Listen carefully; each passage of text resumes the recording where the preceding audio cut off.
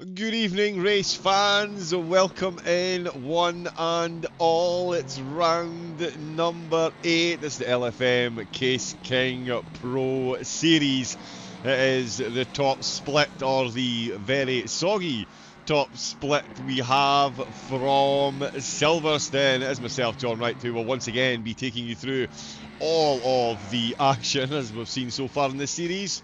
There will be action. It is Silverstone, nowhere near as sunny as the beautiful track videos on screen would suggest. The drivers this evening, much like the rainfall, are in for a bit of a torrid time. Plenty of them out on track, plenty of action for us to enjoy. Of course, it was Misano last time out, and it was one Sam Gaskell who took the top spot ahead of championship rival Grantis Carreras. Campaniella rounded out the podium with Delfant and Ruggiero 4th and 5th. Bertrand Tadai both making it into the top 10 ahead of Walsingham and Ayamulo 8th and 9th respectively. Castorino, as we see there, rounding out the top 10. Let's get to the real meat of the matter, the championship standings. Incredibly close up at the top. Castorino, despite last week's result, manages to remain top of the championship. Gaskell was in the commentary box when that was revealed. We all thought he was in with a very, very, very good shout being top going into tonight's race, but Castorino held on. Philip Minar in third, Carreras there in fourth position. Not too shabby considering he's only taken part in 6 of the races. Shea Sullivan in fifth position with Walsingham and Campaniella 6th and 7th, much similar to the results at Imola last week. With Campaniella, we've done Ayamulo and Delfant both inside the top 10. Boothby rounding out the top 10, only 5 races under his belt. So we'll see how tonight's events shake up. We've done this in slightly the wrong order this evening, apologies, but this is the series in its totality. Spa, Nürburgring, Kyalami, Watkins Glen, Suzuka, Imola and Misano all firmly in the rear view mirror. No more trips to Italy. We've got Britain this evening, then we're off to Holland, Spain, France and Australia for that 90-minute Bathurst race, which all of the drivers are firmly looking forward to based on interviews last week. There's what the drivers are vying for a share of. The top 3 in the championship: €1,000 for third, 1,500 for second place, €2,500 for first place after the 12-week series. Moza, Nitro Concept and Sim Magic there, proudly displayed on screen. Huge thanks to them, and of course Case King putting on the whole event. The drivers are currently up. Practice session has just come to an end. The track, spoiler, currently at damp, 21 degrees, so the tyres are going to be a bit on the cold side. There is actually a couple of drivers currently have slick tyres on. The track has just gone to wet. It's an ever-changing scenario. It will be very similar conditions when they come out to take the start of the 15-minute qualifying session. 9 AM local time is when all 3 stages of today's race, the practice, the quali, and then the race are going to take place. So it is going to be very similar. No wind across the airfield today, so one thing in the driver's favour. Not much at the moment as far as those conditions go. Good evening to everyone in the chat. I know we're on YouTube as well. I can't seem to get the chat on there working, but hope everyone is looking forward to the continuation of tonight's race. It is round number 8, as I say, 7 so far. 4 drop rounds over the series for the drivers, so the best 8 will count. We're certainly getting into that territory now, and with that calendar, promises to be an absolute grandstand finish. Still several people well in the hunt for the top spot, and indeed second and third. This year, there we go. That is what we like to hear. Tell you what, let's get straight over can see some cars out on track. There is last week's winner, Sam Gaskell. 255 competition, certainly bringing the competition to the rest of the field. And just move that. There we go, and confirmed those conditions, most definitely soggy underfoot. Let's get some on board and see what type of puddles we're dealing with here.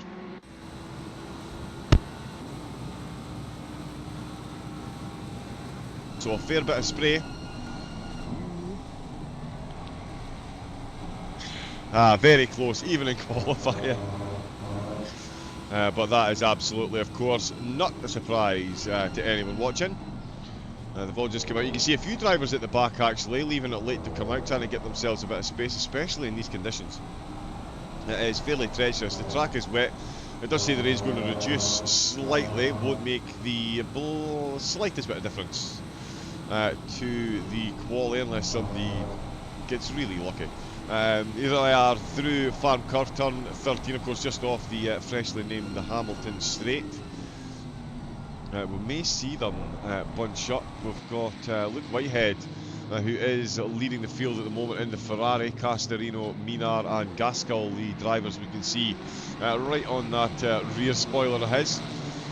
There is Delphant, closely followed by the Aston. Shea O'Sullivan in the top 10 in the championship. Kaj Paul, another Aston driver. You can see them now starting to concertina up a bit, get themselves a run out of the last corner, where we see Whitehead now. Pit entrance on the right hand side, of course, and he will have a bit of space. You can see a lot of yellow flags at the moment because everyone is bunching up to start taking a solid run at it. There is Delphant. We have 30 drivers out this evening. Kroik is back once again. Samir Foch in the Mustang. Valentin Barriere in the Aston. Of course, the LFM Bob, and you can see the manufacturer list there. We've got Bentleys, we've got Nissans, we've got Ferraris, BMWs, McLarens. An incredible field of manufacturers. The qualifying concertina effect. There's Veloce's Aidan Walsingham. He'll be looking for more top 10 action and definitely aiming for podiums as well. Ranieri is out. We certainly won't miss that in the even in the current weather conditions. The car is certainly bright enough.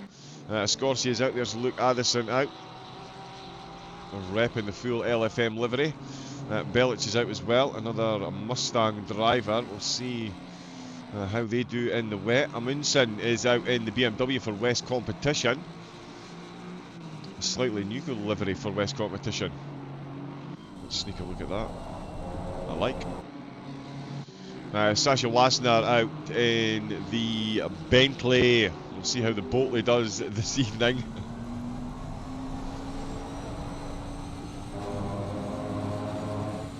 An absolutely monstrous car. Jaroslav Honzig is out in the Honda. Had a good race last week. Well, certainly from a spectator's point of view, certainly. There was lots of overtaking action going on, lots of nose to tail driving lap after lap. We've got Southroft out, one of the McLarens out for PS UK. Marco Shade, another Honda driver with the crash test symbols all over it.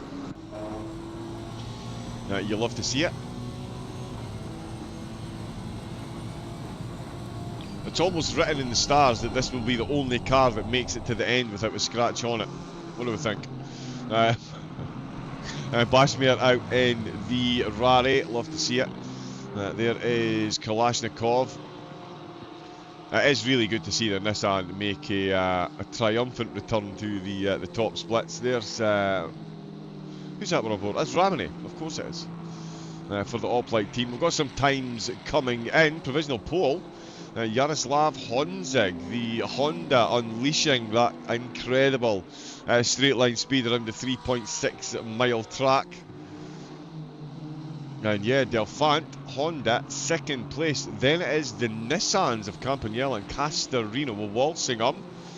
I did think he would sail quite high up the grid. He's got himself up to 5th place at the minute in the Aston.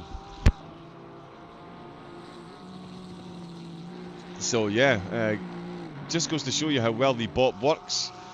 Oh.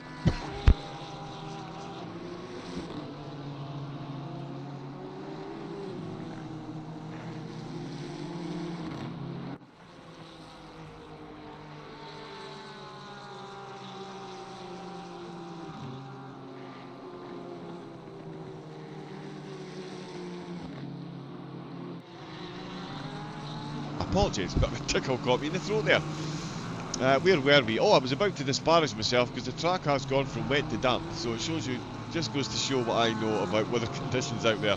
But yeah, so it has gone to damp, so this might be the fastest part of quali.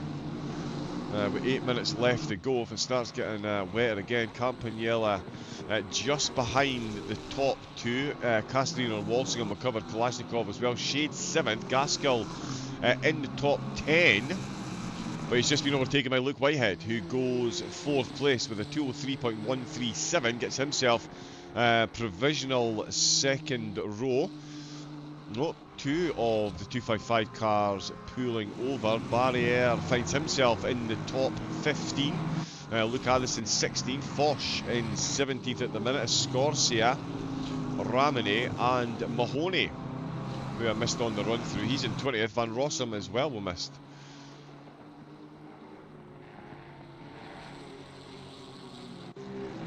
So yeah, those two getting themselves some times set. A few drivers without a time under their belt at the minute. We're about halfway through the quali. It doesn't look like we're seeing much improvement in times at the moment. Jonathan Riley could be the exception though. Let's see, he's got 203.6, right, so he's 3/10 behind. Gaskell and Shade very close to their time. Riley does cross the line, does improve, gets himself up to 14th place. So a bit of a mover there. Van Rossum, he's on the Hamilton straight in fact. 204.7, he's got about a 10th there, so the driver's really not finding much at this stage, although Luke Whitehead and Castorino as well, both showing green. Honzig's in the pits and Delphant is still out on track. Ooh, Walsingham. In fact, I missed that, my apologies. Walsingham is up to 3rd place and he was purple on the deltas there.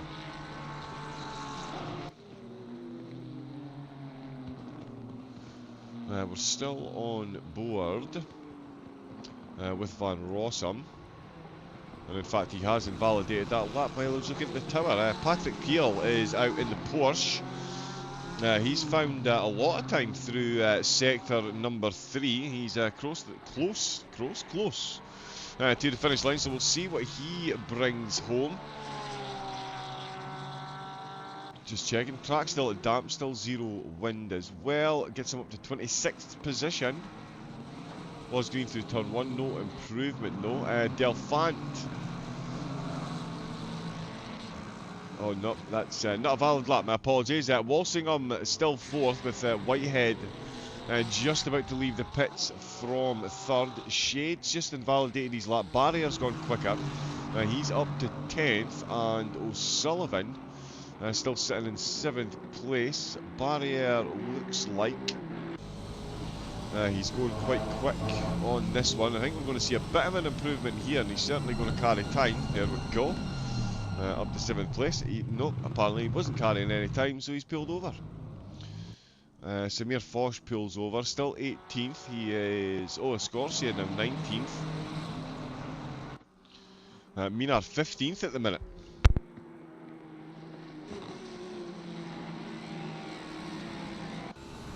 And yeah, he's got a bit of a train forming behind him with 5 to go. We're still at damp. But it does say the rain is going to get marginally heavier. The minus sign has gone, so we're back to a fairly steady rainfall at the minute. That could, although the track temps have gone up as well. But the track could certainly get back down too wet before the end of the session. So it's still Honzig with the lead, that early 2-minute 2.830, still sitting proudly atop the table. He's only, though, 2 thousandths ahead of Delphant. 2-minute 2.832. That's absolutely synchronised lapping. I mean, it's hard to imagine how you can have that small a difference over 3.6 miles. Yeah, I would love to see the telemetry from both cars on that lap. We can save quality and go back over it. But yeah, incredibly close. And the Honda still out lapping. We are still damp. It says more rain's coming, but we've only got 4 minutes left, so that won't affect the drivers at the minute. Walsingham's just hit a yellow flag. And we now have all 30 of the drivers have set times. Bachmeier bringing up the rear, Kreuk 29th. And Wilhelms as well, we missed on the quick run through at the start, in 28th position, just ahead of Amundsen and Peel.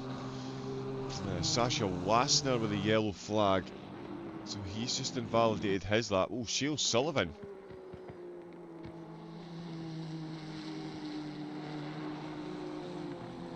Okay, so he was registering as going very quickly there, but it's turned back to red. Let's see, Delphant just coming through turn 1. He's managed to carry some of the pace out of the last corner. He's still showing purple, although, as I say, that is 2 thousandths of a second separating the two of them. Let's see if he's... in fact, not really much need for window wipers. Although that's easy to say when you're not the one trying to drive the car. Oh yeah, there we go. Certainly not happening there. Let's jump there. So yeah, he's a 10th up, which would effectively put him a 10th into pole position. Honzig is out on track. He's still got time to get another lap in, of course. Shale Sullivan is finding himself some improvements. Oh, Honzig with a yellow flag. Now that's going to be close to being his quality done if he... Oh well, it depends where he is in the lap, sorry, no. Yeah, he's maybe got time to start another one. I thought he'd jump back to the pits there, but he's not. He has stayed out. So along the Hamilton straight. Trying to weave his way through the tight farm complex onto the Wellington straight with 2 minutes left to go, so he is going to have time for another lap after this one. Oh, Castorino's just taken pole position. Wow, Castorino has just taken pole position in the Nissan. That's right on the curbs. He's just taken pole with a 2-minute 2.7, which means that Delphant isn't going quick enough to take pole now. He's going to go from 2 thousandths behind to 32 hundredths behind if he brings this lap home at the current rate. Philip Minar is a 10th up as well. He could make himself... Oh no, sorry, he needs 3 tenths. It's the 3 drivers ahead, all with a 2-minute 3.3. Near identical times again, right through the field. Minute to go. Let's see what Delphant does. And does go quicker than Honzig. 72 hundredths behind. So pretty much slap bang in the middle.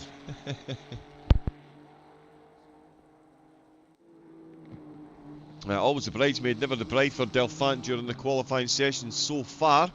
This is going to be his last chance for romance, and he does have some traffic ahead of him as well, so not ideal. Kalashnikov has just invalidated his lap, so that will be him done. Riley, Minar and Ramone are all improving on their laps. Riley is very close to home. Minar is close to 3 tenths, which is the minimum he needs to see an improvement in his position. And it is Riley that we're on board with that's ahead of him, and Riley is finding time, and Ramone behind Minar as well. Luke Addison's going quicker. He's currently in 20th position, with Ranieri just behind him. Yep, Ranieri's just hit a yellow flag. And Riley did go quicker. Of course, up to 12th place. Up to 12th place, so yeah, 3 position improvement there. Oh, Walsingham's in the gravel and in the pits. Row 2 is where he is best likely to start. We've still got a couple of drivers that could go quicker. Shale Sullivan being one of them. He's got a 10th in his pocket at the minute. He's got an identical time to Kaleshnikov. He's a third of a 10th behind Campagnella. The Nissans having themselves an incredible little battle here. And it looks like Shale Sullivan could be king of the GTRs. He's got the last corner. No, sorry, he's lost the 10th there, but he's still up on his time. And yep, there we go. Not only the Nissans, he puts a Ferrari behind them as well. Whitehead's in the pits. Campagnella's still out on track.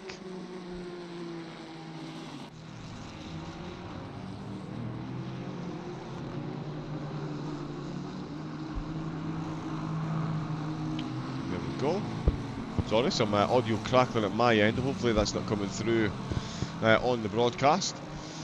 Yep, quali is officially closed. Green Delta, Southcott at the minute as well, is up on his time. Coming through the final couple of corners. Jonathan Riley's just at a yellow flag. Wassner's in the pits, 11th position for him. Barry Eyre manages to hang on to 9th. With O'Sullivan with that big jump up to 5th place right at the death. And Honzig, he was threatening pole position.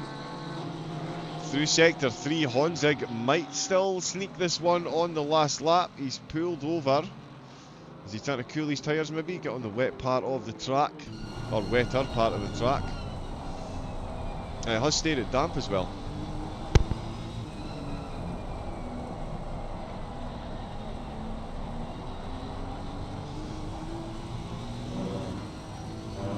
Oh, the time he had has unfortunately escaped him.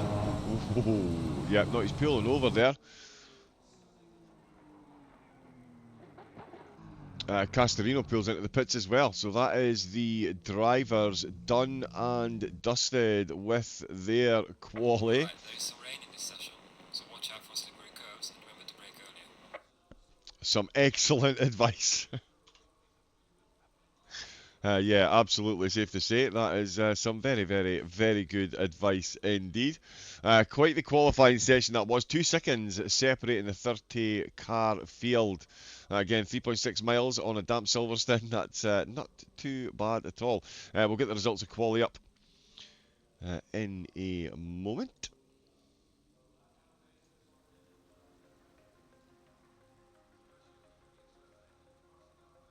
That's still the Mazzano results. We'll get a rundown through the grid, of course, as well. But it was Castorino who took the top spot. Delphant in second place. Honzig and Walsingham start on row number 2, with O'Sullivan and Whitehead on row number 3. Campagnella and Kalashnikov 7th and 8th. Barry Eyre 9th, and Sam Gaskell, last week's winner, rounding out the top 10. Thank you for the follow, Donny17. We've got Raf with the follow as well. Welcome in, one and all. A subscription to the German channel as well. We've got a joint chat running for the broadcasts. No Boothby. No, 2 weeks in a row. No Boothby this evening. We have Doyne saying, raining at the UK. Surprise, indeed. It's an absolute shock. It's going to be the story of the evening. I believe John is unfortunately having some technical issues since I think it was a house move maybe, or there was something to do. Yeah, but there's some issue that he's having with his internet. Once that is back up and running again, you better believe he will be back in the commentary box, so fear not. We will have John hopefully up and running as soon as physically possible, and he will be back for the Pro Series. But it is just myself that you've got for the events. The last couple of weeks have been incredibly, incredibly close, and tonight's rain, it's safe to say, the great leveller, no less. One mandatory pit stop with a 20-minute pit window in the middle of the race. So we'll see how the drivers use that. What we'll do, we'll have a quick run down through the grid.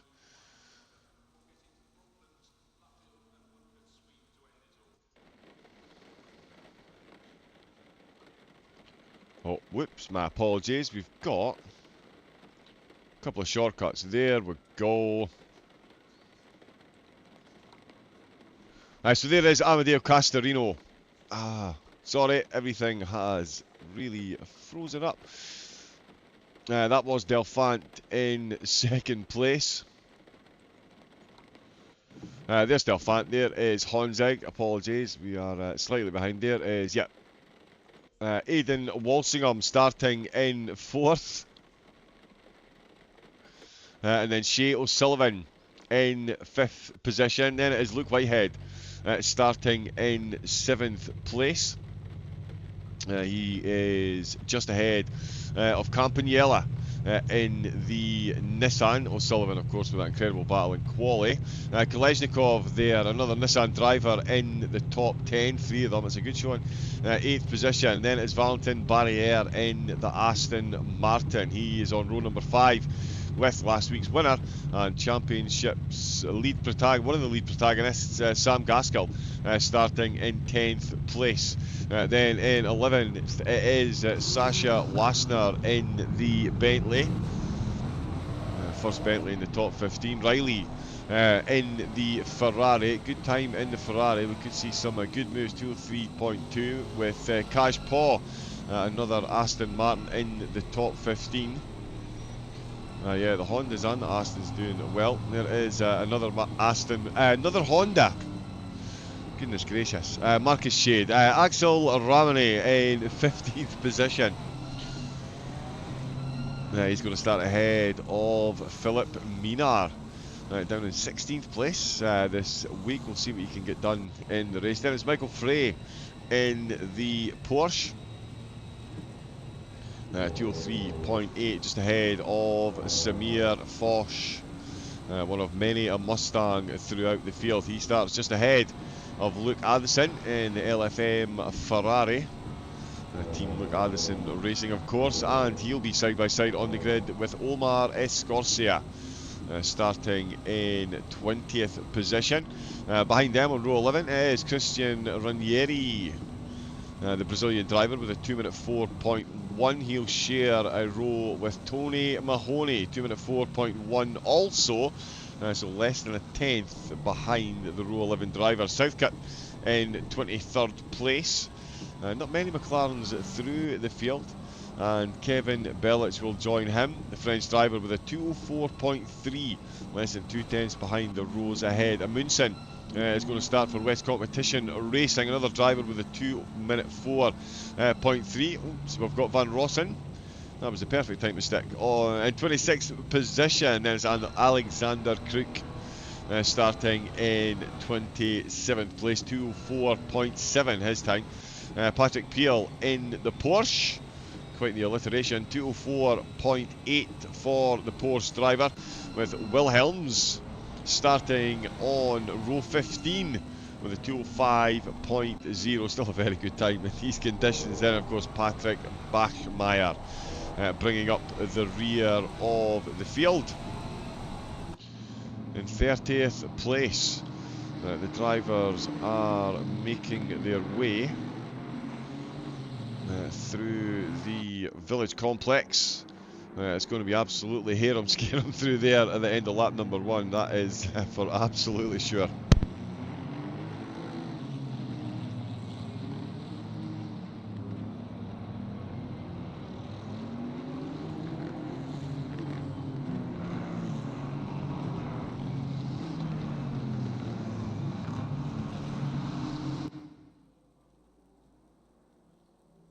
It is, of course, round number 8 of the Case King Pro Series. We've had absolutely phenomenal races so far, and we are going to see some more tonight. The drivers with the 12-round series well over the halfway mark now. They'll be finishing off at Bathurst, 90 minutes at Bathurst. Everyone that's been in the commentary box for interviews has all said how much they're looking forward to that particular one. Paul Ricard as well, still to come. Will be some serious overtaking action during that race, and yeah, no doubt there's going to be a fair bit in this one as well. Castorino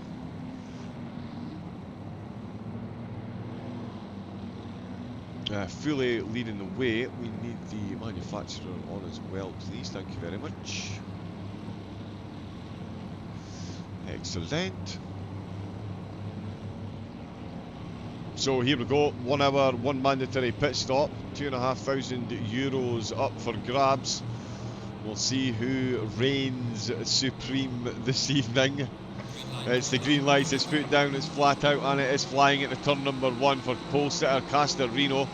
Delphine looking to get close, couldn't quite hold the pace around the outside with the gripless conditions we're currently seeing. Barriere, oh, he's already in a 3-wide situation as soon as we get out with turn number 1, with Nissans absolutely flocking him, as well as 255 Mustangs.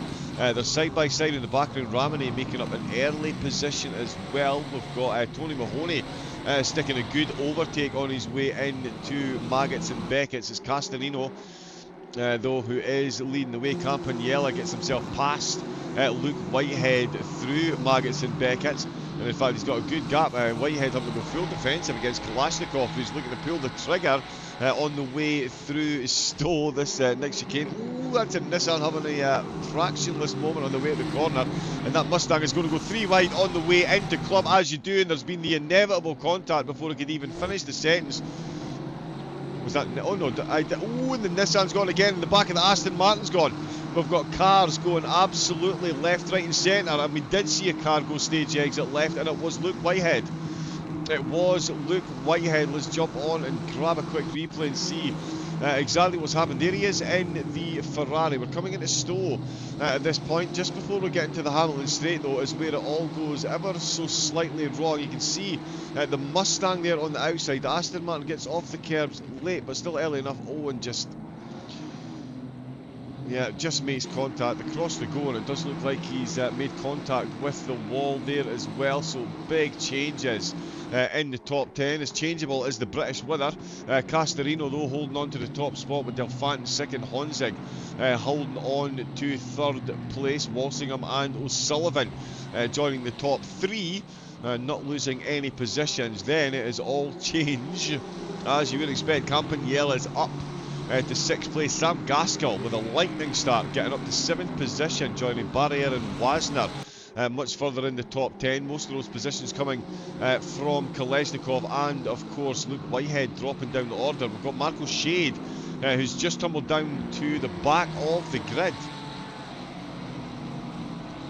Oh, and that is a Nissan going absolutely wide there. Kalashnikov is going to be experiencing the ire of the in-game stewards. If he does that too often, there will be extra trips into the pit, and that is not what you need during any race, let alone a race like this. Luke Whitehead looking to make back positions. This might be the race to watch, actually. Just watch Whitehead for the rest, because you get the feeling he is going to get himself a couple of overtakes under his belt. We'll cheekily use...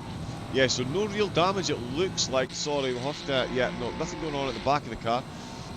So it is looking pretty handy there. He's got the West Competition Mustang making a nice move up the inside on the way into Stowe.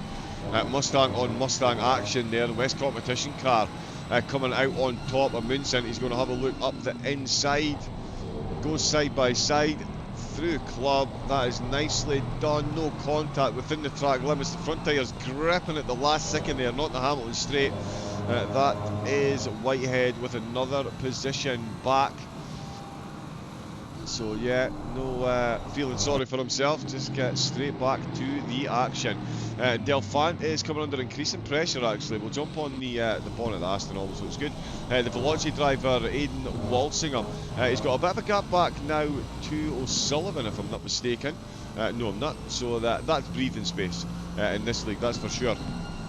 And then the final corners to end lap number 2 is Walsingham. Oh, and as I'm saying that, still within a second though, and yeah, that lead train very close indeed. Castorino is going to cross the line in the lead, but he has a solid train of cars following him through. Minar has had a phenomenal start as well. Kind of got distracted on the run down there, but yeah, Minar up 4 places as we can see, so definitely doing better than he managed in qualifying. Not the easiest to get a quali down at the best of times, let alone when everyone is so quick, everyone's so close on the grid and the conditions. But Minar getting it done in the race. I was also going to have a look. Wilhelms is down, Van Rossum's down, Marco Shade.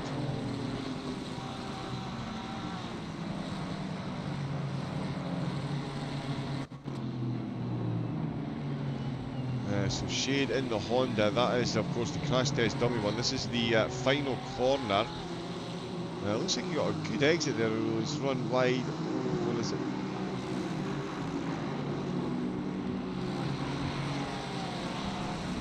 I mean, in the grand scheme of things, he definitely gets bonus points for style there. That could have been a lot worse, all things considered. You don't want to go losing positions, but if you are going to get spun, getting the full 360 treatment,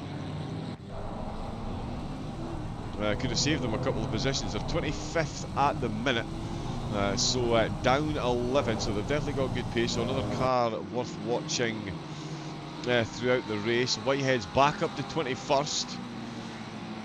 But still a net 15 position loss at the minute. In fact,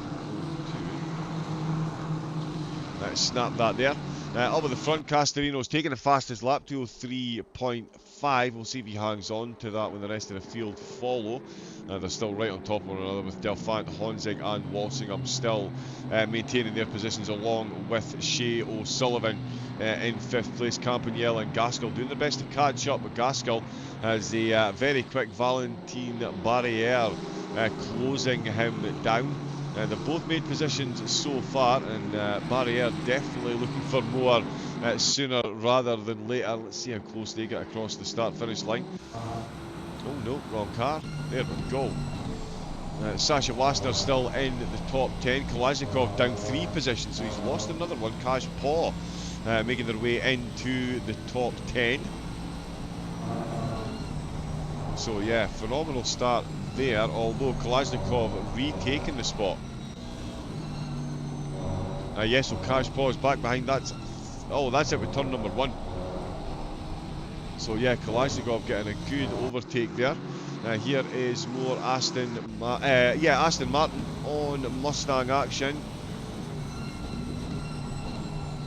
Into Stowe we go.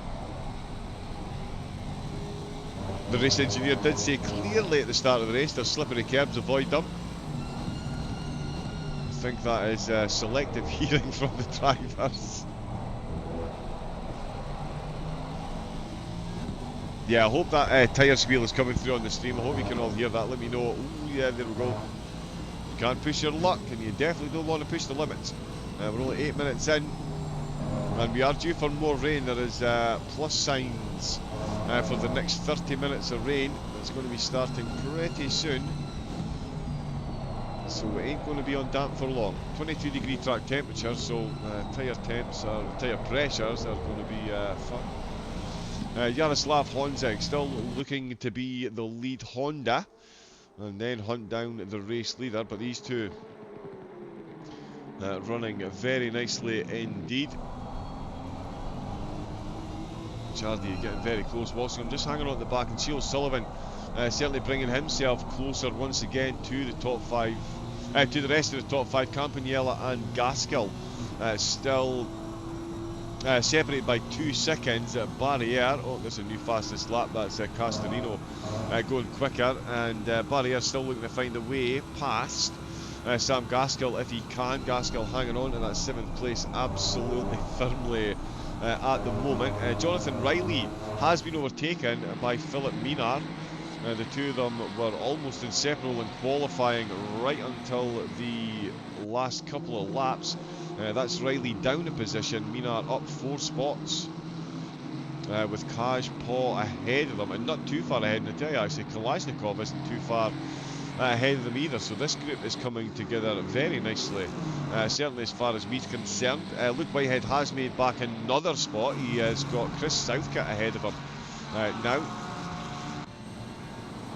And I'm just having a quick look at their lap times. I don't think it's going to be too long before we see the Ferrari go past the McLaren, and certainly the Mustang, the McLaren there. Just that nice fun bit of lateral motion, in fact, moves over. Yeah, if you lose a bit of pace, or I mean if the driver's coming up behind you and you know they are that little bit quicker than you, then yeah, certainly let them through and worry about running your own race. Run your own race. Let them run theirs. And see where the dice fall. And that is another spot back for Whitehead. So 13 down on where he started. Gaskell still in 7th place. Castellino now starting to stretch his legs a bit. Certainly these two being so close will no doubt be aiding that ever so slightly, but he's now almost 2 seconds ahead of the battling Hondas, and in fact it would probably be fair to put him on camera as he is leading. But yeah, the Velocity driver, he's got the top spot at the minute. And yeah, is definitely stretching those legs out. Riley and Minar have closed up firmly on Paul in the Aston, another livery that I'm a bit of a fan of. The Aston. Yeah, the rear wing cam for the Aston, not the best, but the rear view mirror on the Mustang is not too bad, although we don't have any window wipers on, so that negates the view bonuses from the rear view mirror. So let's jump onto the front right wheel. We can see in the wing mirror the car behind, so we can keep a very close eye on the battle unfolding. Yeah, I don't think the driver's got the memo that the curbs are wet. Full faith and commitment on the wet tyres. Good acceleration through there. Track's still only a damp, and it does say we're going to be getting a bit more rain.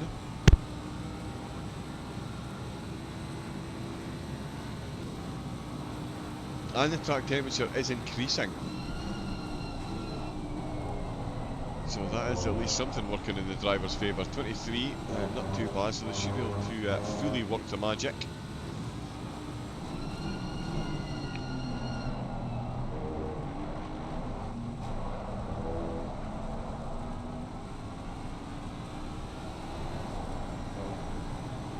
Yeah, so just having a quick look through the chat. Welcome to everyone in the chat.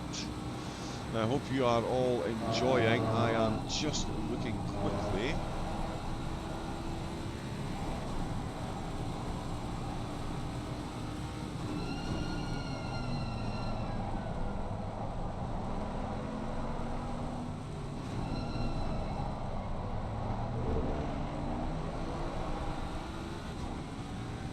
For the penalties, my apologies, right, yes. Can't quite see them. But yeah, I'd imagine there is going to be a few popping in. In fact.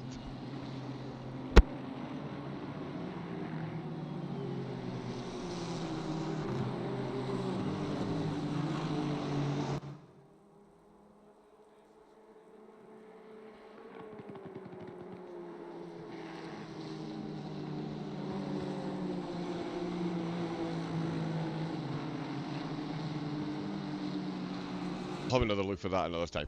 Yeah, so Castellino, he's still stretching his legs up at the front. Delphant and Honzig now 7/10 apart. Barrier not leaving Gaskell alone at all at the minute. Sir Foch, another driver, making himself up some spots. Himself and Addison both up two, following one another through the traffic. That is Luke Whitehead now closing in. He's got himself past Ranieri as well, as we saw, so a net loss of 12 at the minute, but he's right on the back of Addison Foch, who are right on the back of Michael Frey in that Porsche. So there could be a fair bit going on with this little group of cars, it's safe to say.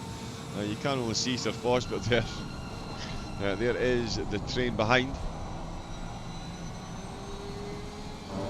Addison now defending from Whitehead, and effectively Ranieri as well, because he's not been left behind by any means, so he will certainly look for an overtake, gain himself a position or two, a fortuitous position or two if he can, while the two ahead battle on, because yeah, he will be fully aware that Whitehead will look for a move if he can.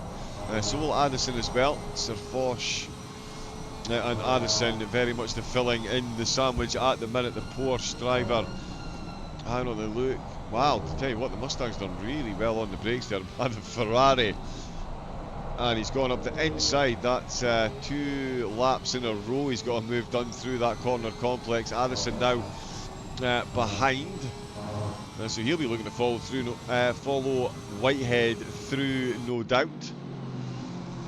That is still Frey, sorry, there we go. So yeah, Whitehead has got past Foch, still trying to get his way past Frey. We'll see how long it takes Whitehead to get a move done there. That'll be back to a 10 position loss. And we'll see just how far up the field he can get. Barriere and Gaskell still as inseparable as they have been for the past few laps. That battle is not going away anytime too. The bottom two as well.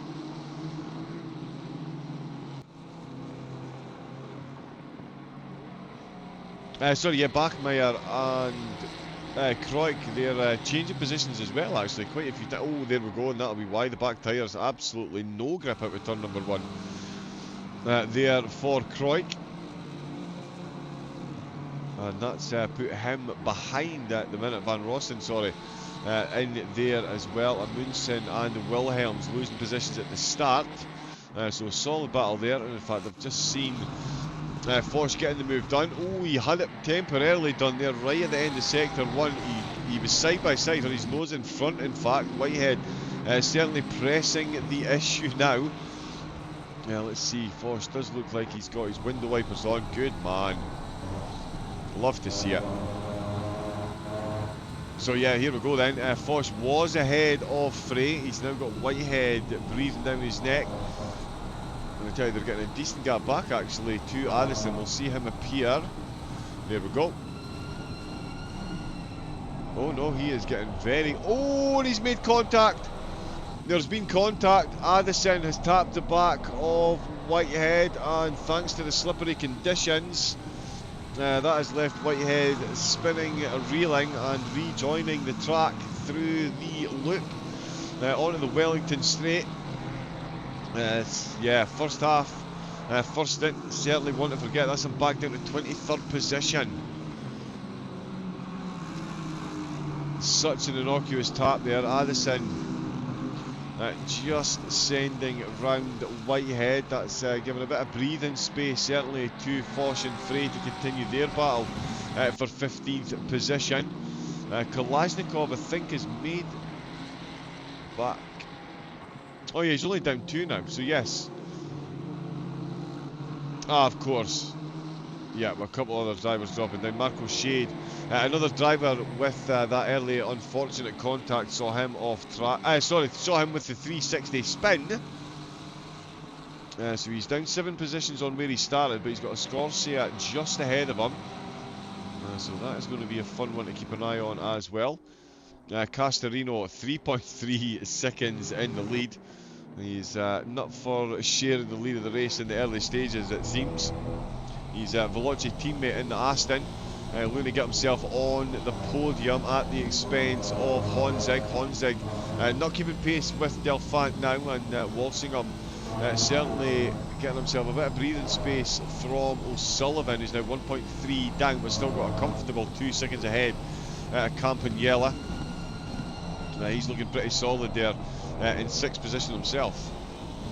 It is safe to say that's already 18 minutes that we've been racing. We're 8 laps into round number 8.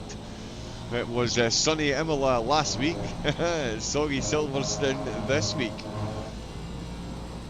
Still got Paul Ricard, Bathurst on the calendar. The Bathurst race, a 90-minuter as well.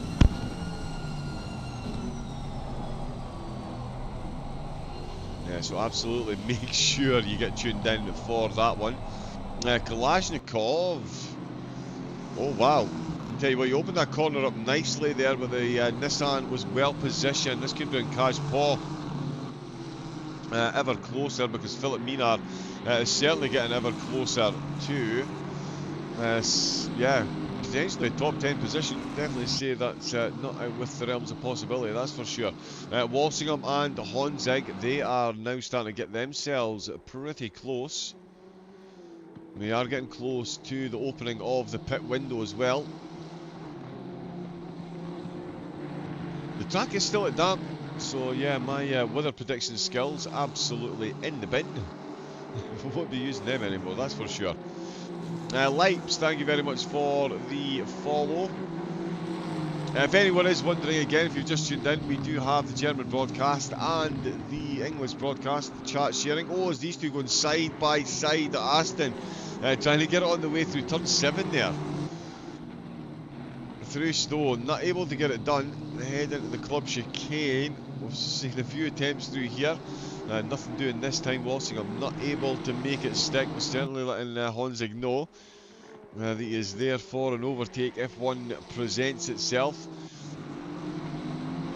Oh wow, Riley just going sideways through the aforementioned club there. Manages to just about hang on to it, giving Minar just that little bit more breathing space. Michael Frey and now has an absolutely solid train of cars behind him as the pit window does open. We see in 15th position Frey, Foch, Addison and Ranieri all right on top of one another. In fact, Addison looking for a move potentially on Foch. He has got Ranieri, who's more than kept up with this group now that they've bunched up a bit. The Porsche driver absolutely hanging on for dear life, although not the best exit there. Out with turn 15 for the Mustang. We could see Addison. Ooh, not as close as I thought he was. Yeah, we're certainly closer than Sir Foch would like at the minute. Yeah, completely different lines. Man, wow. Ferrari so good through that middle phase of the corner, but the Mustang so much better on the way out of the corner. Foch hanging on to the to 16th position. Not many cars coming into the pits. Jonathan Riley has come into the pits. A few more drivers to cross the start-finish line. Oh, towards Magnus and Beckett's. Look how quick that Mustang is compared to the Porsche. Completely different lines. The Porsche really living on the edge there. Ooh, that's a whole lot of sideways action. That's run far too deep. He is going to really have scrubbed a lot of momentum getting that thing back under control. Surely the Mustang is absolutely going to get it done here on lap number 10. Foch does sail past in the rain and finally gets the move done on the Porsche. Frey's been absolutely stoic so far, hanging on to that spot and that one minor little wiggle from the car. Oh, and it's going to be 2 positions. Is it going to be 2 positions through the club chicane? It did say there would be some fun times through here tonight, and there definitely is threatening to be. Once again, Addison not quite able to make that stick, so the Porsche driver only losing 1 spot at the minute, and Sir Foch certainly losing himself a bit of a tail as well. That further wiggle by the Porsche has let Samir get himself a bit of a gap. As I mentioned, Jonathan Riley, he's been in and taken his mandatory pit stop. Yeah, we'll pop that on there. Foch needs to put his head down and push. Yeah, definitely. I mean, in these conditions, needs must, but I would be cautious. But that's why I commentate in the all-win races. Walsingham and Honzig. Sheil Sullivan. He is loving the battle between these two at the minute. It's kept him firmly in touch with the podium battle. Honzig got the last step on the podium at the minute. It never ceases to amaze me, lap after lap, how the way the drivers hit these curves. As you just heard, it legitimately stops me in my tracks. You can hear just how much momentum and pace and commitment they've got. The way those springs bounce back. But yeah, through Stowe. O'Sullivan still well in touch with 3rd and 4th. Castorino fully checking out at the front as we reach 24 minutes in. We've got 36 minutes left. He's got a 4.5 second gap over Delphant, who will be eagerly watching that battle in his rear view mirror as it gets smaller and smaller. Honzig was all over him in the opening few laps. That is now, I'm sure, a dim and distant memory to Delphant.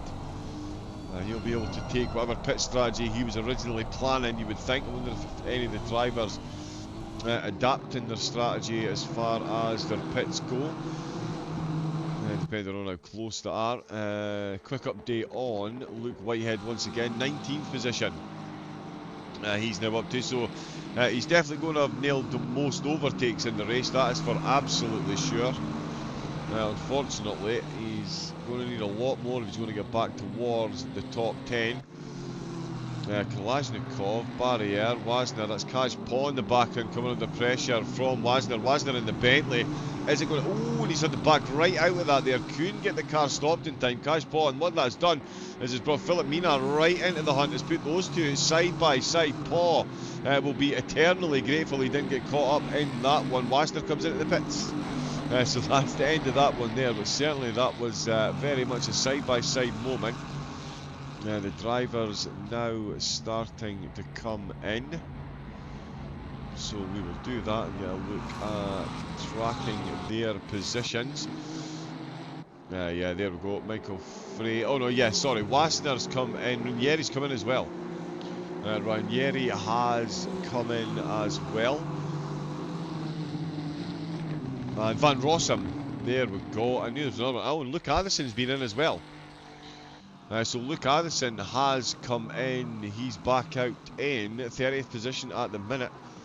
So is he behind Riley? Wow. He is a big stretch behind Riley. Oh, penalty. Potentially a penalty, which I can't see again for some reason. So apologies, but yeah, I think that might have been what that was for. We've just jumped. Yeah, 15 seconds. That's why someone in the chat said 15 seconds for double murder. I don't think it was a double, but yeah, so 15-second penalty has been served by Addison, so that has put him a long way down the stretch. Barrier and Gaskell. The double act are still fully engaged, 7th and 8th position for the two of them at the moment. And yeah, difficult to tell. Is Gaskell defending for dear life, or is Barrier just not able to get the overtake done? Their lap times near identical, as you would fully expect. That's a good run though by Barrier. I'm going to see something out of the last corner here. Oh, Gaskell, extra braking input there, extra steering input from the Aston Martin. They've both gathered the cars up. And out of the last corner, yep, it is the Mustang hanging on.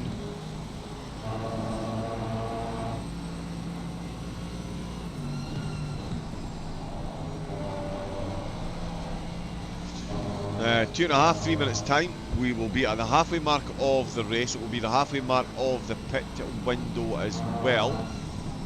So it'll give the drivers still out about 4 laps left to make their stop. Sir Foch comes in, Mahoney and Minar comes in as well, pretty much on the halfway mark.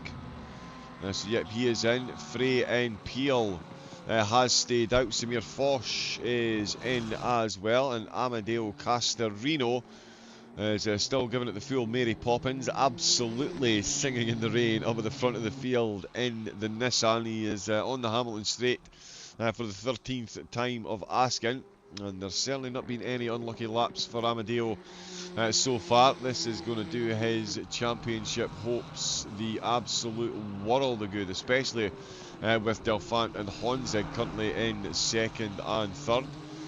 O'Sullivan looking at a big jump in the championship as well if he can bring home the 5th position that he has currently got.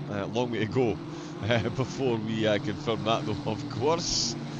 Soggy Silverstone in the top split. There's yeah, anything can happen. Luke Whitehead is back up to 13th, and he's back to his overtaking ways once again. And that is Path Southgate this time. That's him back up to 12th. Let's see where Riley and Wasner are. No penalties for either of these two drivers, so they're straight back out of the pits ahead of Minar. So Riley with a very good turnaround in the pits. Very good turnaround in the pits. Let's put him ahead of Wasner and Minar. Foch is back out. Slick pit stop for Foch as well. 32.4, so he absolutely nailed his pit stop. And in fact, exactly the same time as Ranieri. So very good pit stops indeed. Michael Frey He's back out. He's 27th place at the minute. Still ahead though of Luke Addison. Van Rossum is back out. Shade is in the pits. Aidan Walsingham comes in. Southkit, Kalashnikov, Gaskell, all coming into the pits. Whitehead, it looks like, is staying out if the cameras can keep up. There we go. So let's put him back up to 8th overall. Patrick Peel has stayed out as well. Absolute flood of cars coming in, pun intended. Castorino will be coming to the pits pretty soon with Delphant following. Honzig now free of the offence from Walsingham since he's come in. Let's put Shea Sullivan up to 4th overall. I'm just going to get confirmation.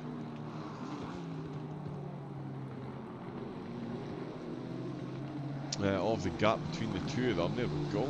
A lot of information running through there. Yeah, so a second between them. Jerry O'Sullivan really is keeping that pressure on. We're getting more rain still got 23 degrees on the tarmac.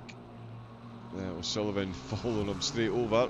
Honzig looking to break the slipstream. We'll see if either of these two come in. Unsurprisingly, Walsingham comes back out the pits in ahead of the rest of the drivers that have taken their pits so far. Gaskell in second.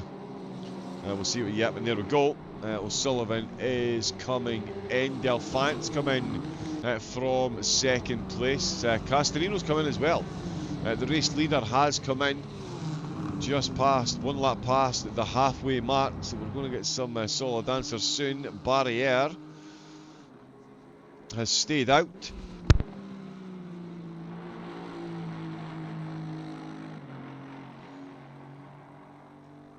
So let's put Honzig on track leader, Campaniella second, and Barriere in third place. Castorino, Delphant, O'Sullivan all in the pits. Luke Whitehead not taking his pit stop yet. He's back up to fourth position. He's up to fourth position. So he's gone from 19 positions down twice. He's now 2 positions up. He'll come into the pits and lose a few, but still, that's quite the roller coaster, and a fair bit of overtaking under his belt this evening. Bachmeier has stayed out as well. Race leader Amadeo Castorino comes out in 6th position. As you would expect, he is ahead. Where is Delphant? So not too far down.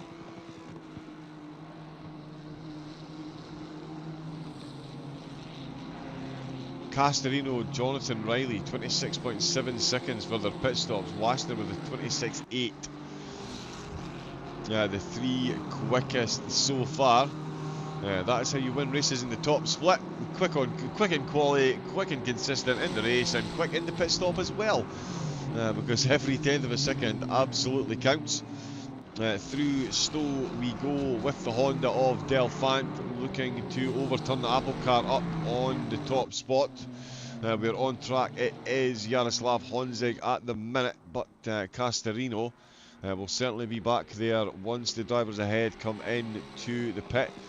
Bachmeier and Amundsen now separating Delphant from the race leader. Wilhelms still has to take his pit stop. Walsingham has just gone past him. So there is Walsingham. Shea Sullivan is about a second down on Walsingham. Ooh, this is going to make it interesting. Oh no, 1.4, sorry, yes, so it's still going to make it interesting as Campaniella and Honzig do come into pits. We are about to get an answer very soon to the question I was about to ask. O'Sullivan, you know what, I'm going to stay on board with him and see where Honzig comes out of the pits, because Campaniella and Honzig are in. Barriere now, our on-track race leader, Kevin Belic, comes in to the pits as well. Whitehead has stayed out.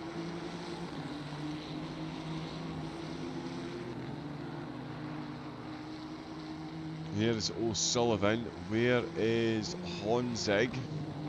He's on the exit. This is going to be very close. There to Shea O'Sullivan.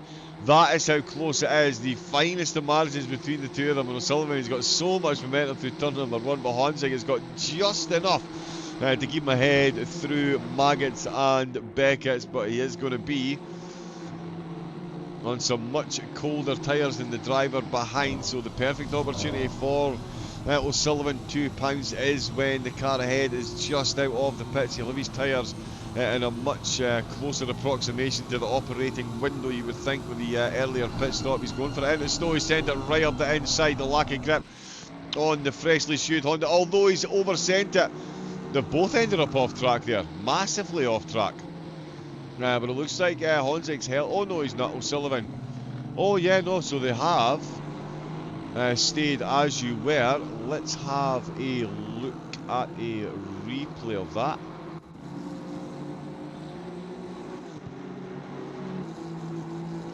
Yeah, so Helicam here, you can see he tries to go up the inside. Looks like he does outbrake himself. The much wetter part of the track that they're on. Goes for a late send up the side. Oh, the back of the Nissan just spins out. No grip for him and almost takes Honzig out. It does let the Nissan through of Campaniella, so he has gained a couple of positions thanks to that failed attempted move there by O'Sullivan. So he's still got Honzig ahead of him. Honzig hanging on well on the cold tyres. Campaniella, though he's got his firm paws on 6th place. So even at the minute, that's up a position. Barrier and Whitehead will come out the pits behind them, but that is those two into the pits, the last two drivers to take their stops. Just looking down the field, Castorino, Wassner and Frey, currently the only drivers to still be running in the positions that they started in. Everyone else gaining. Oh, sorry, yeah, Delphant as well. Let's let these pit stops iron themselves out before I make any bold statements. Because, yeah, Delphant, of course, still running in second. Walsingham in third place now. Campaniella in fourth. And Honzig in 5th place. So he has dropped down 2 positions since coming out of the pits. Let's go back to the live screen so we can confirm what I was saying there. So yeah, Honzig is down to 5th place with Campaniella in 4th and Walsingham up into 3rd place.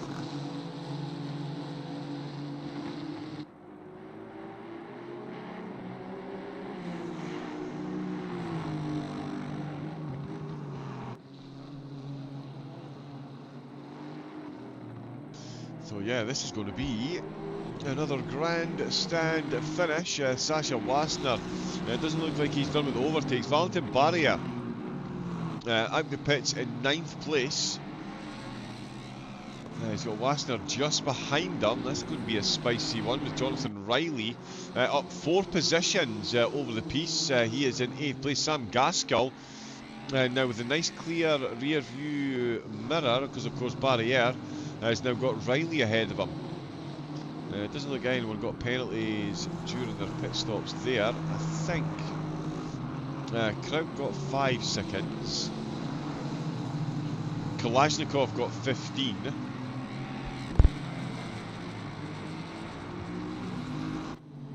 Yep, and Addison got 15 as well. So 3 drivers penalised. Kalashnikov, the best positioned out of them at the moment, down those 5 spots, so outside of the top 10 after that 15-second penalty was applied during his pit stop. Castorino, Delphant still the top 2. They were this way in qualifying and they are this way in the race from start to finish. Castorino now 7.7 seconds ahead. Honzig, no stranger to chasing down the car ahead during this race so far, after an unfortunate contact with when Shea O'Sullivan tried to make an overtake into Stowe. Campaniella has got himself up into 4th place, but he's certainly not lost the intentions, or the attentions, my apologies, of Jaroslav Honzig. We've got, in fact, O'Sullivan dropping a bit back. I was about to say he is right in the hunt here, but at this precise moment in time, not quite so much.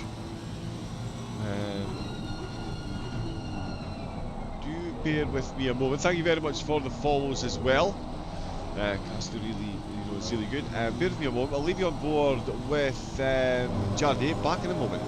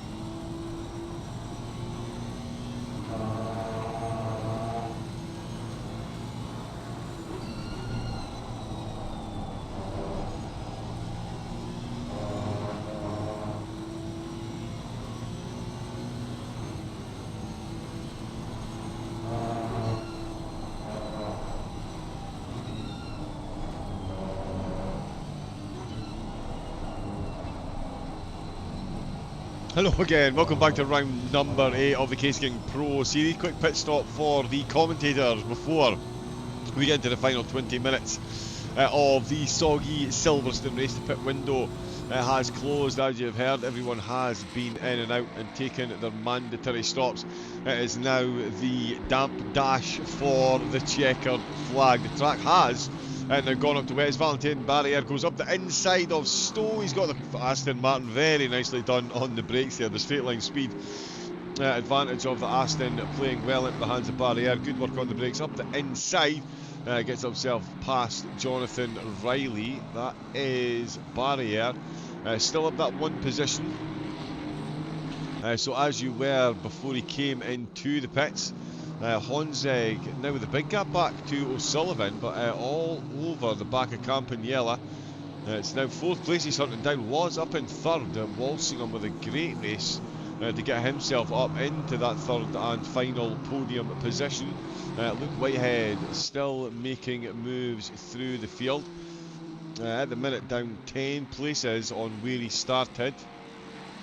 So that's over 22 overtakes he's made during the race. Was 19 places down, made it back to 12 places down, lost a bunch of positions again, and it looks like he's going for another one through the loop. He does like an overtake through here, opened it up nicely for the cutback on the way onto the Wellington Straight. The Mustang trying to close the door, but the Ferrari says, excuse me, and goes galloping on through. The two of them might have cost themselves a bit of time. To Michael Frey behind. Oh no, he's been left well back. Oh no, there he is there. Wow. He was so close to the Mustang, I genuinely could not see him there. Very, very close indeed. Frey not able to take advantage of the situation quite at the moment, but certainly Whitehead managing to do so. So that's him back up to 15th with Samir Fosh once again, the driver ahead of him. Kalashnikov down that 5 because of the penalty. Got Ramani and Kaj Paul just outside the top 10 with 16 minutes to go. Honzig though looking to gain back some of these positions that he's lost. 2 down on where he started.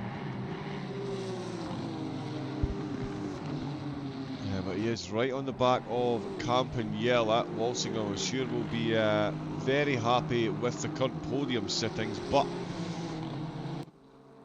will no doubt be keen to try and hunt down Delphant ahead. Delphant 8.5 behind Castorino, less than 3 seconds separate Walsingham and Delphant, and their lap times are more than comparable at the minute.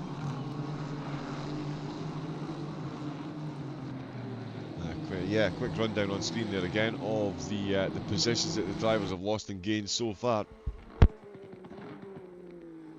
of which there has been quite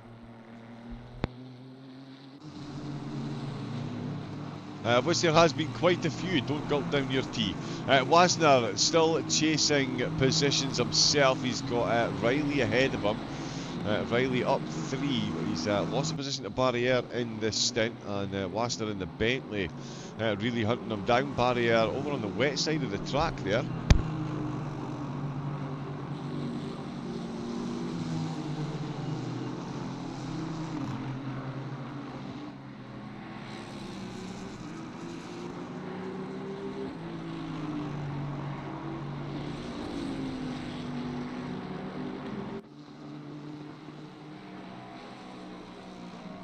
So this is still the battle for the final positions in the top 10.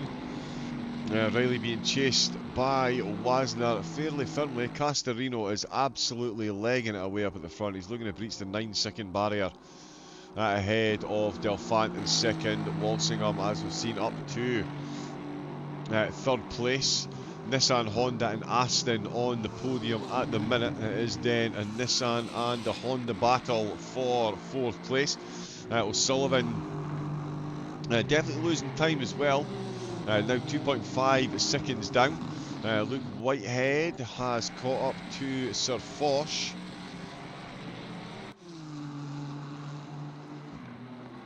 Oh, 3.9, yeah, so at the minute he's about a second to a second and a half quicker than some of the cars ahead. Foch pulling over, Whitehead sails through, another overtake for Luke in the bag.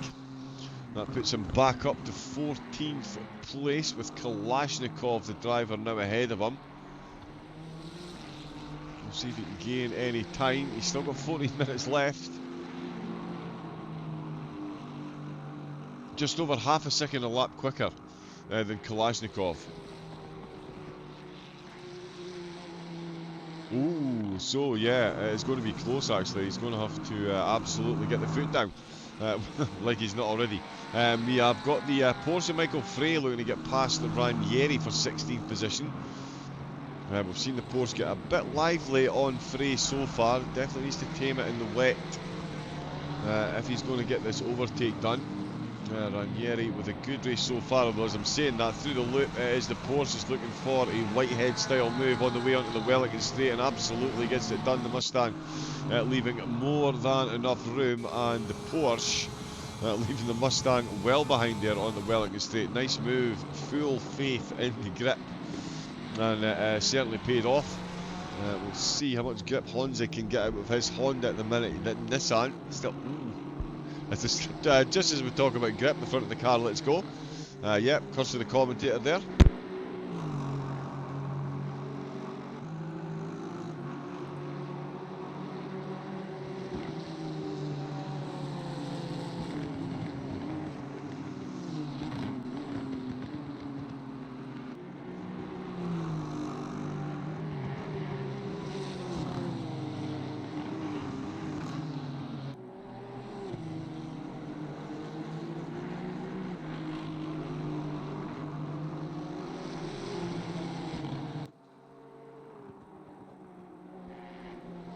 Yeah, despite the slight curse of the commentator, he does survive, keeps it within 3 seconds. Wasner, 3 tenths, sorry. Wasner still within 3 tenths as well. I've got 28 of the 30 drivers that started the race. Still out on track, Wilhelms and Kreuk bringing up the rear at the minute with Bachmeier and Amundsen. 26th and 25th, Van Rossum in 24th place. Behind Patrick Peel in the Porsche. As he's coming through Stowe, all still on the lead lap as you would expect. Balic in 22nd, and Addison after that penalty at 21st place. And 4 seconds to make up to Escorcia. Tony Mahoney inside the top 20 for Fisher Racing. Chris Southcup for PS UK. He is in 18th place, but he does have Ranieri and Frey just ahead of him, so could see some overtakes there in the last 5 minutes. Sir Foch, 15th place he's got, up 3 on where he qualified. Luke Whitehead, of course, pretty much been the story of the race with all the overtakes he's made. 14th, Kalashnikov in 13th, and Ramani in 12th place. There is Kaj Paw. He is looking to close up on this battle inside the top 10. Wassner and Riley, of course, 9th and 10th. Barrier was 3 tenths behind Gaskell for most of the first stint. He's now 3 seconds behind Gaskell. Still up a position in last week's race winner, up 3 into the top 10 and into 7th place. Shea O'Sullivan down 1 to 6th on starting spot, and Honzig down 2. But he's looking to gain one of them back if he can. Campagnella holding firm to that 4th spot at the minute. Walsingham still hovering, or in fact, no, sorry, no hovering. It's not hovering around 3 seconds, it's actually increased to almost 4. So Delphant is losing time to Castorino, but certainly not to Walsingham. Who's got 3rd place? Delphant in 2nd, and Castorino still absolutely running away with it up at the front. So we'll keep an eye on Honzig and Campagnella. We'll see if Whitehead can catch up to Kalashnikov. There was another one as well. Wanted to keep. Oh yeah, Ranieri, Southcott, and Frey. That one is going to be pretty close as well between these three. And just as I say that, on at the Hamilton Straight, the Mustang pulls out for a bit of a look. Nothing doing there, of course. Now that didn't look fully in control. That is a big snap at oversteer he's had to correct there. Southcott could be the one taking advantage of both of these drivers ahead if he can keep this nice and sweet through the loop. The Mustang having a slight lock-up on the back tyres there. Does manage to get the car going again. The McLaren driver, so much spray coming up. The track temperature has increased as well, up to 24 degrees. Definitely in full wet conditions.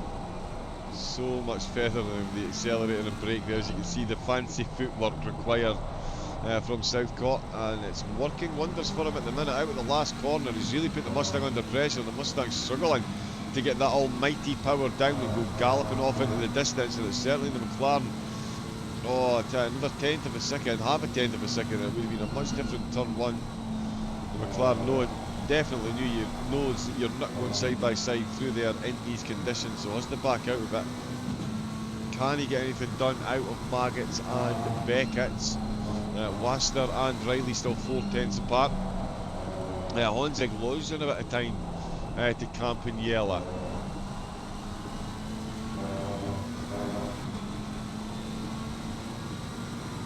It does say there was an accident, but I think that was an earlier. Let's just check it out just in case.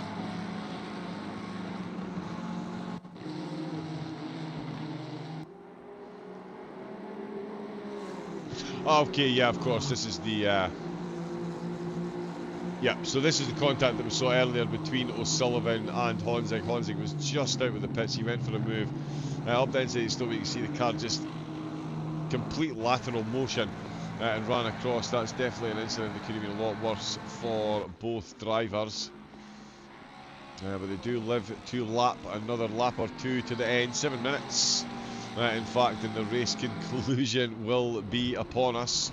Where are we going to see that 4th place? Honzig now 8/10 down. Wassner still right on the back of Riley as well. And Kajpot is closing in on those two, so that's another 3-way battle that's certainly brewing. Ranieri the wrong way. Ranieri the wrong way. It looks like this battle has come to a bit of a head. Let's see what's going on. We've got car 28 involved as well. So this is through the loop. All the action, just on that exit there. Southcott just gives him a little tap on the rear quarter, and that is enough to unfortunately send the Mustang around the wrong way and down the order. Southcott moves on. Tony Mahoney. I think he's done an accident as well, actually, because he's dropped down. Oh no, he's gained positions here. Sorry, Michael Frey up to 16th. Yeah, Mahoney up 5 spots. So solid race there from him. Honzig's back to within half a second. That's not Honzig, that's Honzig. Back to within. Oh wow. Yeah, Campagnella can't be affording to pick up any drive-throughs. I mean, never mind the drive-through, you can't afford the slightest wiggle at the minute. Neither can Jonathan Riley. This one really coming to life now as he's got the Bentley and the Aston all over the back of them. Paul hasn't taken long to catch up there and is now closer to Wasner than Wasner is to Riley. And you can see the front of the Aston just popping its nose out as they come into the village complex. Out with the loop, and we're going to see some more overtakes through here. Drivers have certainly been game.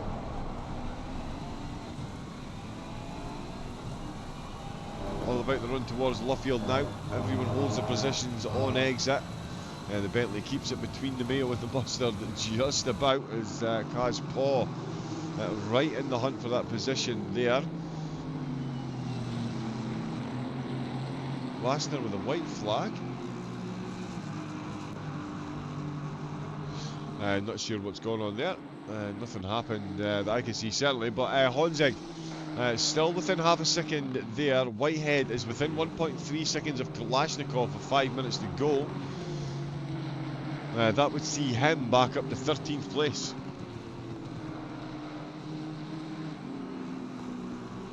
Yeah, that would see him back up to 13th. O'Sullivan still got a 6th. Gaskell 1.5 ahead of Barrier, so Barrier's half the gap since we last checked.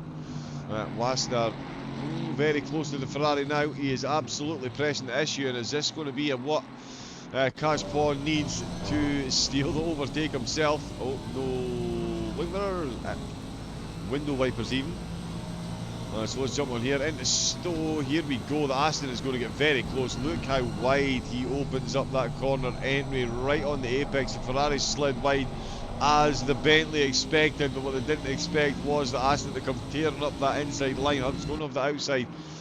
Oh, and he's backed right out of it there. He's going to let these two do the dance through club and onto the Hamilton straight. Just about finding the grip there. You can see the back of the Aston so twitchy. Through there, but despite the twitching, he is caught right up to the Bentley. He's having to go up the inside of Abbey. Wow, that would have been an absolutely phenomenally brave manoeuvre there. The Bentley closing the door and getting his way to Farm Curve first on the way into the loop. We're going to see one of these drivers absolutely loop the loop in when if they finish at the head of this little pack of three. Honzig still half a second. We've got Kalashnikov has been overtaken. Whitehead has closed that 1.5 seconds and got past. He's now back up to 13th position with 3 minutes to go. This is still the battle for 10th place. In fact, effectively the battle for 9th. Riley holding 9th. Castorino 10 seconds ahead of Delphant, who's now over 4 seconds ahead of Walsingham. Campagnella 4th. Honzig still 5th place. Still only a couple of tenths between them, and in fact Honzig got very close there through Maggots and Beck. It's not quite close enough though. Ranieri with a white yellow flag.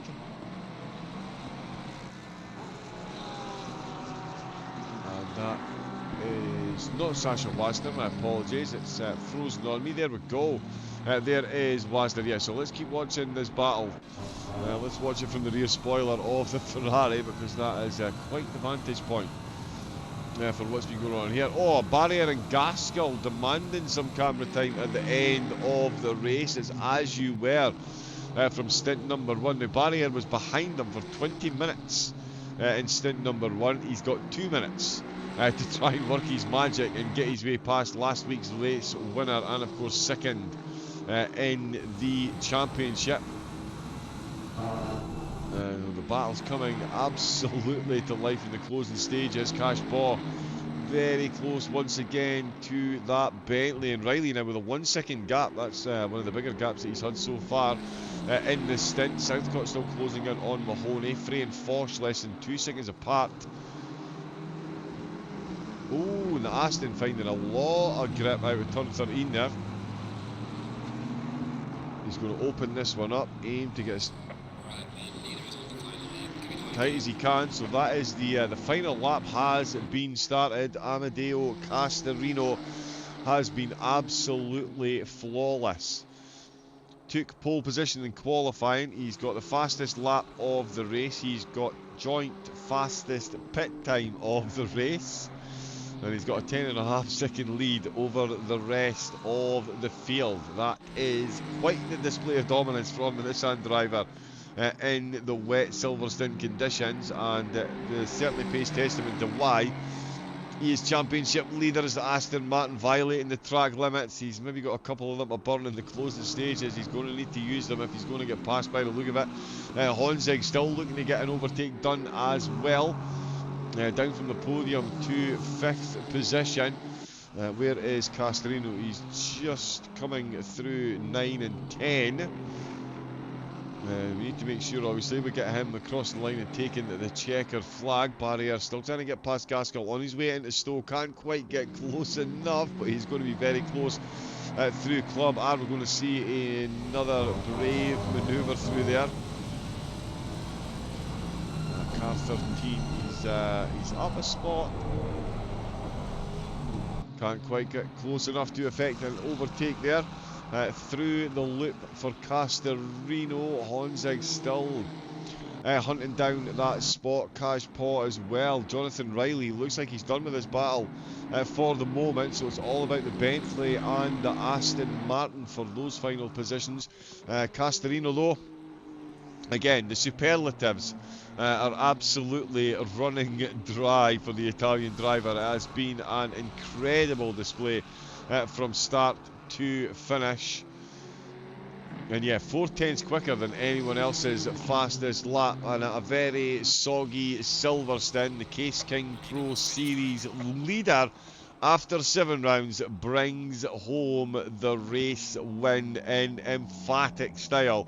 In some extremely emphatic race conditions. It's Delfanto brings home 2nd place. The Italian job driver blowing more than the doors off on that one. And Aidan Walsingham for Veloce taking the checkered flag in 3rd. Campagnella did fend off Jaroslav Honzig for 4th place. Honzig in 5th. O'Sullivan with 6th position. Sam Gaskell taking 7th. And Barriere taking 8th place. Jonathan Riley will bring home 9th position, and it will be Sasha Warren. Sasha Wassenaar in the Bentley, who's going to secure himself 10th position. Paul in 11th. Ramone in 12th. Luke Whitehead back up to 14th position and right on the back of Ramone as well. Kalashnikov, I think we've had a couple of drivers leave, but Kalashnikov 14th. We'll get the full results there. Is Samir Foch coming across the line as well. Michael Frey very close indeed. But it is all about that man there after that race. Absolutely incredible scenes for round number 8. Whitehead caught Kalashnikov, drama inbound indeed. Yep, so close to another overtake there for Whitehead. Again, awards for most overtakes. But not the overtakes he would have been hoping for. Crazy Good Kung Fu, good morning. Because of course it is 7:30 where you are. So yes, good morning and welcome in. Thank you very much for tuning in. Just checking some more of the positions here. Addison, we'll get the full results in a moment. Escorcia in 19th, Addison in the pits. Let's jump back up to there. So yeah, Whitehead 13th place. And we will bring you the full results.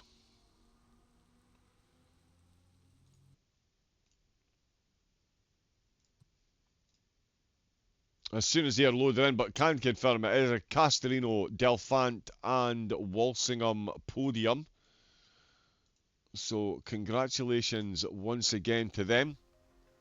Before tonight's race, Castorino with the slightest of margins over Gaskell. That's swung back in his favour right now, with Gaskell down to 7th position at the end of the race tonight. These standings, of course, after 7 races, we'll get to see what the standings look like after once they're uploaded very shortly. We'll get a look at tonight's results as well. That is still the Misano results. We'll have the results in very shortly indeed. Let me just quickly The drivers, of course, driving for those incredible prizes thanks to Sim Magic Nitro Concepts and Moza Racing. €1,000 for third, €1,500 for second place, and €2,500 for first position after the 12 weeks.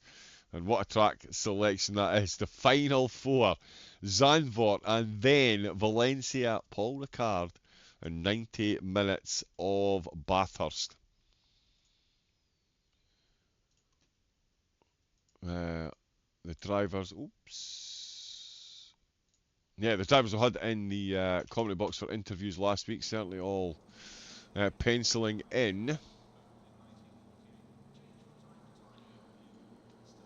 Certainly all penciling in Bathurst as a race they were more than looking forward to. We'll pop up some replays. We have two of the top three in. We've got the German LFM channel with a raid as well, so we'll fire on with the interviews and we'll get the results up as soon as they can. Let me just...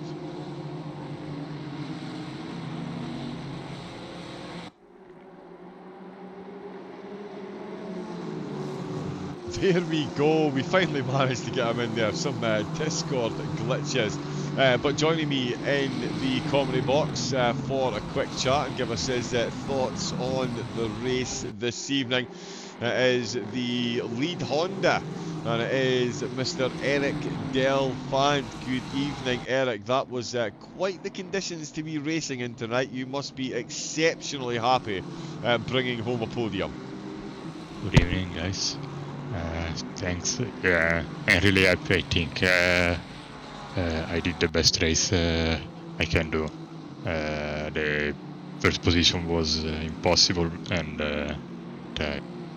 congrats to Amedeo. It was just too fast. So, yeah, the pace he was showing up at the front, incredible, Eric. Yeah, I saw. Yeah, some of his lap times. But, I mean, in saying that, again, no mean feat for yourself. Very difficult conditions. The Honda, not particularly known for its handling, shall we say. But that was certainly put to the test when Jaroslav Honzek, fellow Honda driver, really gave you a run for your money in that first stint. How much did you enjoy that close battle and being so closely hunted by your fellow Honda driver? Yeah, I enjoyed a lot all the race, especially the first stint. But it was a lot for me, and I think also for him to manage the rear tires, because we were overheating a lot, so it was a bit tricky. It was better if it was raining more, but yeah, I'm anyway happy because on dry condition I don't think I can do a podium on this track, so happy. Indeed, yeah, listen, you've got to take the breaks when you can. I've asked all the other drivers that have been in. We've got quite the calendar left to go. Zandvoort, Valencia, Paul Ricard, and 90 minutes of Bathurst. How are you feeling ahead of the rest of the championship, Eric? I think Valencia is pretty good for this car. Zandvoort I don't know, and I know Paul Ricard is really bad, so we will see. Yeah, well, absolutely can't wait to see how you do for the rest of the championship. Some incredible driving. I've watched many of your races and marvelled every single time. So, yeah, thank you for all the entertainment. So and congratulations once again on bringing home a second place here at Soggy Silverstone in round 8. Thank you so much, and good evening, everyone. There we go then. Race fans, that was Eric Delfant, brought home second position. We do have third place, has jumped into the commentary box as well, so we'll get him in straight away. We'll get the race winner in afterwards. But after an interesting race and up and down Soggy Silverstone, Aidan Walsingham for Veloce brings home third place. How was that one for you, Aidan? Very challenging. That was the tyres were melting despite all the water on the track, so a very challenging race of just maintaining the tyres and trying to hold on to the Hondas in front. I think I had one opportunity to overtake Jardia on track, and I couldn't make it stick. So I figured out the only way to get past is going to be in the pits, and it went for a very risky undercut. The cost of the undercut being you have much worse tyres for the second stint, and as my luck would have it, there'll be a small incident after the pit stops, and managed to stretch a little gap, which worked out perfectly for me at the end of the race. Indeed it did, yeah, Aidan. I have to say there was a race recently, and I'm sure I can go and find the clip. I did say in one of the LFM races, describing yourself, if it wasn't for bad luck at the moment, you wouldn't have any luck at all. You do very much. In quite a few races, you do unfortunately seem to be in the wrong place at the wrong time. But it definitely paid off for you tonight. As you say, you took a bit of a gamble there. You rolled the dice. You got Yahtzee. How were the tyres towards the end of the race? Were you hanging on there as expected with the undercut, or were you just getting the laps done? Because it was a decent gap that you had back to fourth place, and those two were fully entrenched in a battle behind you. The tyres were... I was able to drive, but they were notably slower than the cars behind. I was trying not to watch the gap too much. I think the biggest the gap was around 4.5 seconds. And by the end of the race, it was a little over 2. So there were some laps where Fabrizio was gaining 0.3, 0.4 per lap, and I did the maths, looked at the time left, looked at the laps left, and thought, well, he can catch that much, I will stay in front, that's fine. As long as it's not more than 0.4, I'm good. Fortunately, they had a little squabble there in the last couple of laps. Jardia tried to get by into Stowe, I think it was. Yes. Yeah, they lost a little bit of time there, which, again, just cushioned the gap a little bit and took the pressure off. So all worked out in the end. All gifts gratefully received. If your opponents are making mistakes, don't interrupt them. A wiser man than me once said. How are you yourself looking forward to the rest of the championship? I mean, the standings are incredibly tight, and we've got 4 interesting tracks to say the least. Zandvoort, and then it's MotoGP time at Valencia, Paul Ricard, and then 90 minutes of Bathurst. What are we looking forward to? Honestly, I'm most looking forward to the one make race at Zandvoort with the M2. That was the coolest race we did at the. I think it was the 3rd round where we're in the Porsche Cup at Kyle Army, and now we get another one make race. And I think this is a really, really cool way of incorporating that into Pro Series. I think there should be a couple more one make races, just because everyone's level playing field. There's no BOP. There's no my car's better in these conditions than your car. It's all like super level, super competitive. We saw the tightest qualifying we ever saw on that Kyle Army race, and the battles were fantastic, I think, because we weren't driving GT3s. So yeah, really looking forward to that one. Yeah, that one's definitely marked on my calendar as well. Cannot wait for that. We'll get the race leader in though, but Aidan, congratulations once again on a phenomenal podium. The race strategy and pit strategy working out, and I'm sure Veloce very happy with tonight's performance and a phenomenal podium in this field and in these conditions. So congratulations once again. Thanks a lot. Cheers. Here we go then. That is Aidan Walsingham, the Veloci driver, bringing home 3rd place. And for some reason, my apologies, my computer, there we go. And he has been very patiently waiting in the waiting area. Certainly wasn't patiently waiting for his competitors up at the front of the field. I'm not sure he quite got the memo that the curbs were wet. Amadeo Castorino tears off to a 10.5-second lead and certainly does his championship charge the absolute world of good well past the halfway stage. Amadeo, congratulations on tonight's race. Was that as easy in the car as it looked from out the car? Yeah, luckily the pace was really good, especially for the race. On quali, I think was a lot more tighter the performance, because like I closed a very good lap, especially my sector one was pretty nailed on quali, so can't do much better. And I made the pole by half a tenth. So like the quali was very important also because then it's not easy to overtake, especially on the wet. And during the race, I think on the first laps the pace was similar, but probably the fact that the Nissan is also taking the temperature a bit colder of the tires, it helped to have a better tire wear. And then on the middle of the stint, I pulled it away a lot and I could manage it a bit. But I mean, the car was always tricky to drive on all these fast corners. So yeah, I mean, was good that I had this margin so I can manage a little bit. But I mean, I needed to stay focused for all the race anyway. Yeah, certainly in those conditions, absolute full focus is required, especially when you've got a championship lead to maintain. Last week's results, safe to say, didn't quite go in your favour with a big gap between yourself and Gaskell. It certainly narrowed the gap up at the top, but it does look like, and in fact, we should have the current standings. Where we can see, yeah, so that gap has now increased, Amadeo, to 700 points with 4 rounds to go. So I have to ask, how confident are you feeling about bringing home the championship, or are we still at a take one race at a time stage? Yeah, for sure I have good chance. I'm in the best position for now, but I don't have that big advantage for like be like um very positive on the chance to getting it because anyway we have 4 drop rounds, so like everything can still happen. Like if Sam or Philip will start to win the last 4 races, like they will win a lot of races. They can anyway close the gap since of the drop rounds.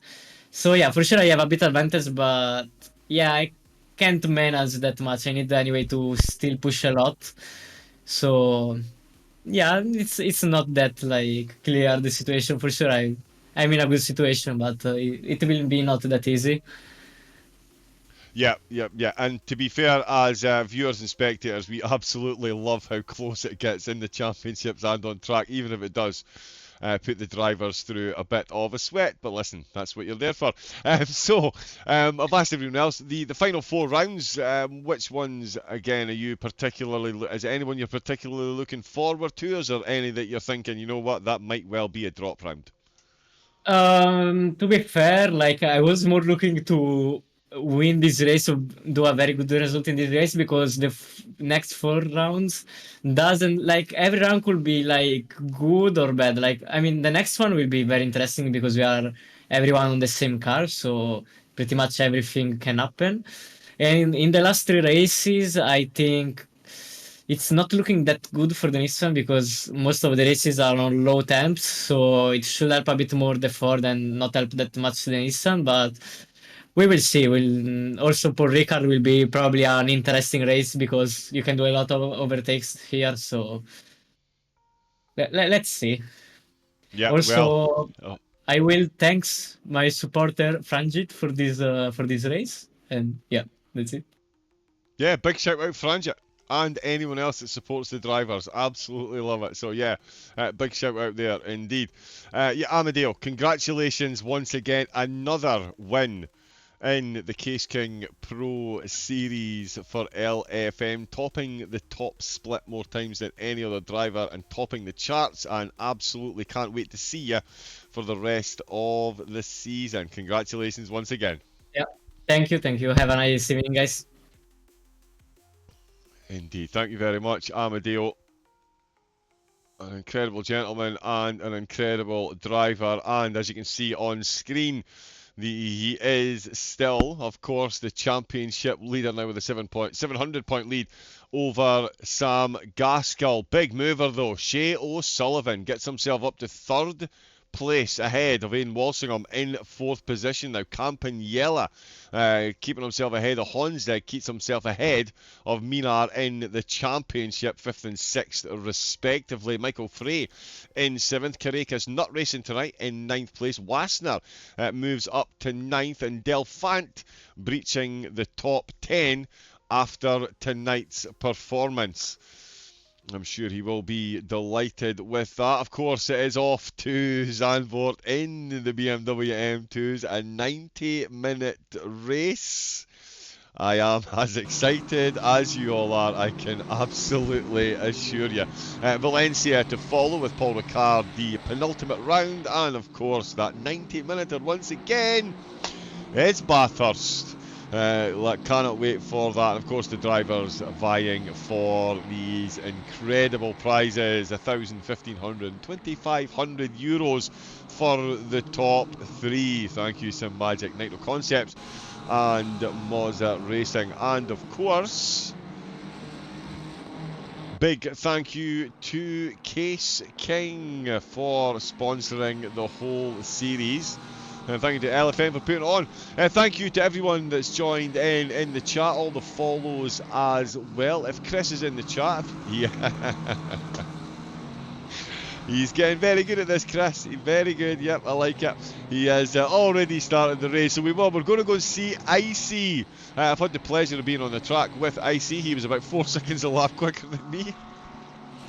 So do enjoy the racing there. We'll be back next week for the M2s at Zandvoort. So make sure you get yourself tuned in for that. Until then. Oh, and of course, sorry, my apologies. Tomorrow night, qualifying for the weekend races in the IES. Make sure you're there for that. I'll be leading you on for that one as well. So much entertainment here at LFM. Get yourself on the website. Get yourself involved in the racing. And we will see you all on track. Until next time, stay safe, take it easy, and have a great rest of your night. Good night.